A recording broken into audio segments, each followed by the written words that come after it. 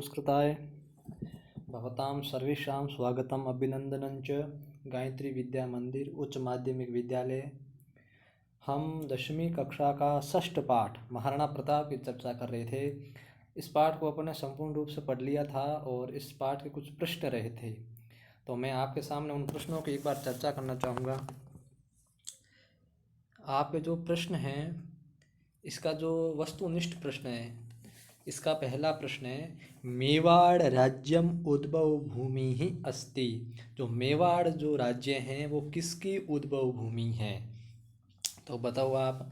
उत्सर्ग परंपरा की भूमि है। उत्सर्ग का मतलब होता है जो त्याग की परंपरा है उसकी उद्भव भूमि है, या फिर शूराणाम शौर्य की है, प्रताप की है, या वीराणाम है। लेकिन उद्भव जो भूमि है उसके लिए पाठ के शुरुआत में ही अपन ने पढ़ा था उत्सर्ग परंपरा है, त्याग की जो परंपरा है उसकी उद्भव भूमि कौन है?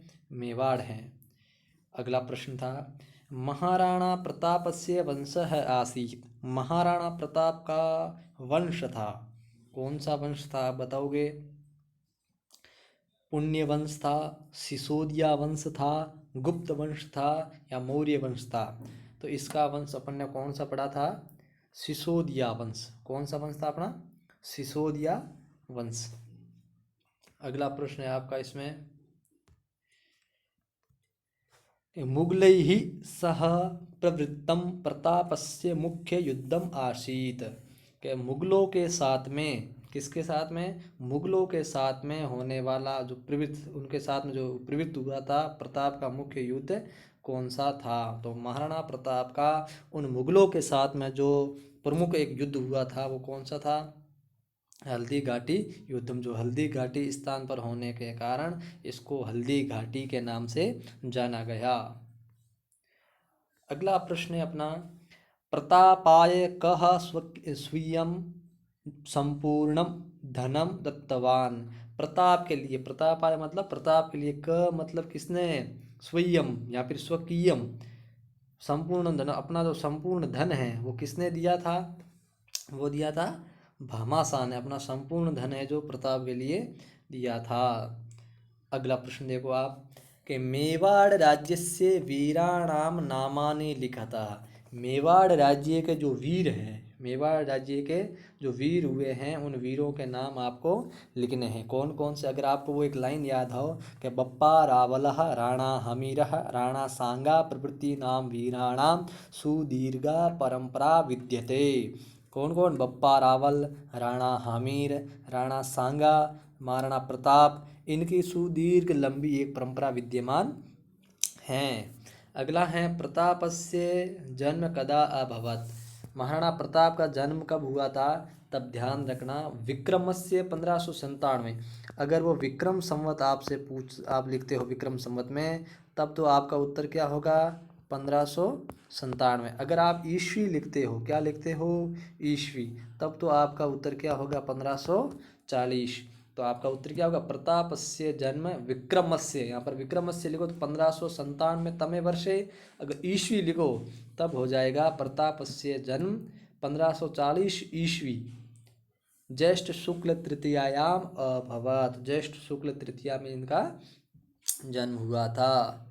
अगला प्रश्न है आपका, प्रतापस्य शासन काले कः मुगल शासक आसीत्। महाराणा प्रताप के शासन काल में मुगल शासक कौन था? मुगलों की तरफ से शासन करने वाला राजा कौन था? तो वो राजा कौन था? वो राजा था ये अकबर। कौन था? अकबर नाम का राजा था। तो प्रतापस्य शासन काले अकबर मुगल शासक आसीत। बस क की जगह आप लिख लोगे अकबर, बाकी पूरी लाइन जैसी की वैसी लिख लेना आप। आगे कहा कि प्रतापः कुत्र स्वराजधानीम अकरोत्। प्रताप ने अपनी राजधानी कहाँ की? तो आपने एक स्थान पढ़ा था जिसका नाम है चावंड। कौन सा स्थान है? चावंड। तो आप लिखोगे प्रतापः चावंड स्थाने स्वराजधानीम अकरोत्। महाराणा प्रताप ने चावंड नाम के स्थान पर अपनी राजधानी, पहली राजधानी यहीं बनाई थी। अब ये जो कुछ प्रश्न हैं, ये प्रश्न निबंधात्मक हैं, फिर भी मैं आपको बता रहा हूँ उनमें कि मेवाड़ राज्यम केन प्रकारेण विश्वस्मिन् जगति प्रसिद्धिम अलभत। मेवाड़ राज्य ने किस प्रकार से, मेवाड़ राज्य ने किस प्रकार से संपूर्ण विश्व में अपनी प्रसिद्धि को प्राप्त किया था। तो सबसे पहली लाइन अगर आपको याद हो तो पहली लाइन पूर्ण होते ही वहाँ पर एक लाइन स्टार्ट होती है कि यहाँ पर शूराणाम शौर्येण यूनाम आत्महत्या सती नाम च जोहर परंपराया विश्व अस्मिन जगति महतिम प्रसिद्धिम अलभत। इस प्रकार की एक लाइन अगर आपने पढ़ी हो वही इसका क्या है, उत्तर है। अर्थात मेवाड़ राज्य ने संपूर्ण विश्व में प्रसिद्धि को किससे प्राप्त किया है, वो किया है यहाँ पर जो सूर लोग थे, वीर लोग थे, तो वहाँ पर सूरवीरों के शौर्य से और युवाओं के आत्म बलिदान से और सतियों के जौहर की जो परंपरा है, इस परंपरा से संपूर्ण विश्व में इस राज्य ने प्रसिद्धि को प्राप्त किया है। अगला है मेवाड़ राज्य से वीर परंपरायाम के वीरा आसन। कि ये जो मेवाड़ के जो परंपरा है इसमें कौन कौन से वीर थे। तो अभी मैंने ऊपर वाला एक परंपरा था वीराणाम नामानि लिखत, वही प्रश्न आया है। तो इसमें सबसे पहले अपने शुरुआत कहाँ से किया था कि बप्पा रावल, राणा हमीर, राणा सांगा, उदय सिंह, महाराणा प्रताप है। प्रवृत्ति वीराणाम सुदीर्घा परंपरा विद्यते, ये लाइन अपन ने पढ़ी थी, वही इसी का उत्तर है। अगला है प्रतापस्य प्रतिज्ञा कहा। महाराणा प्रताप ने एक प्रतिज्ञा की थी और वो प्रतिज्ञा क्या है, क्या प्रतिज्ञा की थी, उन्होंने प्रतिज्ञा क्या की थी कि जब तक मेरे हाथों से जितने भी जो राज्य छिन गए हैं उनको मैं वापस नहीं कर लेता तब तक मैं सोने की थाली में भोजन नहीं करूँगा, राजमहलों में निवास नहीं करूँगा और कोमल जो गद्दे हैं उन पर सोऊंगा भी नहीं। तो वहाँ पर संस्कृत की लाइन थी, आपको याद हो तो कि यावत अहम हस्तच्युतान स्वराज्य भागान न पुनः प्रापिष्यामि तावत सुवर्ण पात्रेषु भोजनम न करिष्यामि, राजप्रासादे वासम ने करिष्यामि, मृदु तल्पे ने शयनम ने करिष्यामि। इस प्रकार के महाराणा प्रताप ने एक प्रतिज्ञा की थी। अगला प्रश्न है प्रताप भामाशयो वार्तां स्वशब्देषु लिखते। आपको महाराणा प्रताप और भामाशा के बीच में जो बातें हुई है उनको अपने शब्दों में लिखना है। अगले कुछ प्रश्न हैं जो आपके प्रश्न किसके हैं, व्याकरण के प्रश्न हैं।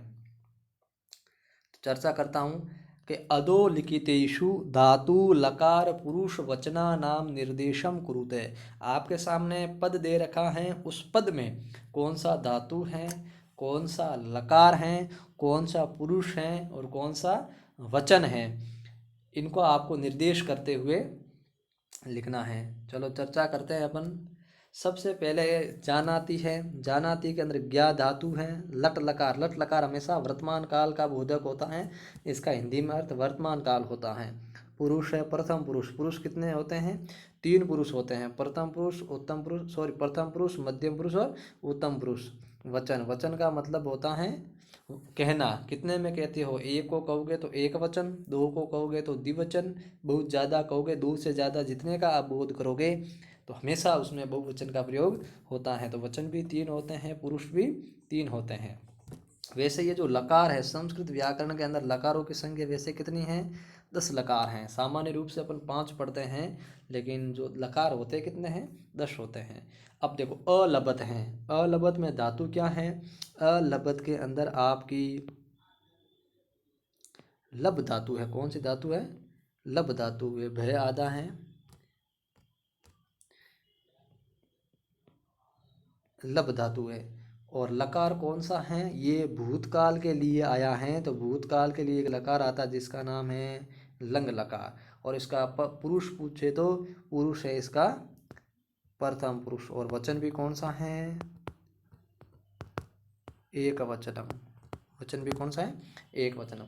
उसी प्रकार विद्यते हैं, विद्यते के अंदर धातु है आपकी कौन सी, विद धातु है, सत्ता अर्थ में विद धातु है यहाँ पर।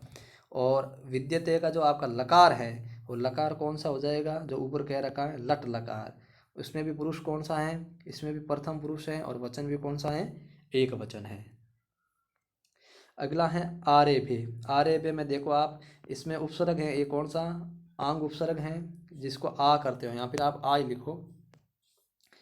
आगे क्या है, आ है और धातु कौन सी आपकी रब धातु है। और लकार कौन सा है इसमें? इसमें थोड़ा विशेष लकार आता है जिसका नाम है लिट लकार। ये जो लिट लकार होता है वो परोक्ष भूतकाल का बोधक होता है। जो लिट लकार होता है ना वो परोक्ष, परोक्ष का मतलब होता है अक्षणा परम इति परोक्षम, जो आँखों से परे हैं, जिसको अपन ने अपनी आँखों से नहीं देखा है, उसके लिए कौन सा लकार आता है? लिट लकार। जैसे मान लो मैं आपसे कहूँ राम हैं जो राजा हुए हैं, अब देखो राम राजा हुए हैं, इसको अपन ने देखा नहीं है, किसी ने नहीं देखा है, लेकिन फिर भी अपन कहते हैं तो राम नाम का जो राजा हुआ है, राम नामो राजा बबूव, तो ये जो राजा हुआ है इसका जब आप क्रिया में प्रयोग करोगे तो वहाँ पर किस लकार का अपन प्रयोग करेंगे? लिट लकार का। और आरभे, इसमें आपका वचन कौन सा है? सॉरी, इसमें पुरुष कौन सा है? प्रथम पुरुष है, और वचन भी कौन सा है? एक वचन है। अगला देखो आप, अगला है करिष्यामि। करिष्यामि डुक्रिय धातु है, जिसे अपन क्या पढ़ते हैं सामान्य व्यवहार में? क्री पढ़ते हैं। लकार कौन सा है? ये भविष्य काल का बोधक हो रहा है, इसलिए यहाँ पर लकार आएगा आपका लिट लकार। पुरुष आ जाएगा आपका इसमें उत्तम पुरुष, और वचन हो जाएगा आपका इसमें एक वचन। रूप चलते हैं ना, करिष्यति, करिष्यतः, करिष्यन्ति, करिष्यसि, करिष्यतः, करिष्यथ, करिष्यामि, करिष्यावः, करिष्यामः। अगला देखो आप, आसीत। आसीत के अंदर अस धातु है। कौन सी धातु है? अस धातु से बनता है, और ये भूतकाल का बोधक है, इसलिए आपका लकार हो जाएगा लंग लकार। पुरुष भी कौन सा है? प्रथम पुरुष है, और वचन भी कौन सा है? एक वचन है। आगे देखो, प्राप्स्यामि, इसमें क्या है उपसर्ग? एक तो आप प्र ले लो और धातु ले लोगे आप धातु। प्राप्स्यामि, लकार कौन सा हो जाएगा?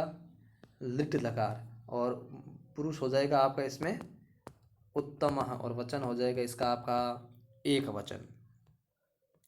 आगे ध्यान दो, प्रारभत। प्रारभत में देखो आप, प्रा उपसर्ग, प्रा तो परा उपसर्ग तो परा होता है, लेकिन इसने प्रा लिया है, फिर आ का होकर के प्रा बनता है, लेकिन इसमें जो धातु है वो आपकी कौन सी धातु है? रब धातु। कौन सी धातु है? रब धातु। ये आपका भूतकाल के लिए होता है लंग लकार, और इसका वचन कौन सा है? एक वचन है। और पुरुष पूछे तो आपसे, इसका पुरुष भी कौन सा हो जाएगा? प्रथम पुरुष। प्रथम पुरुष का एक वचन। प्रापूर्वक, पहले तो क्या है?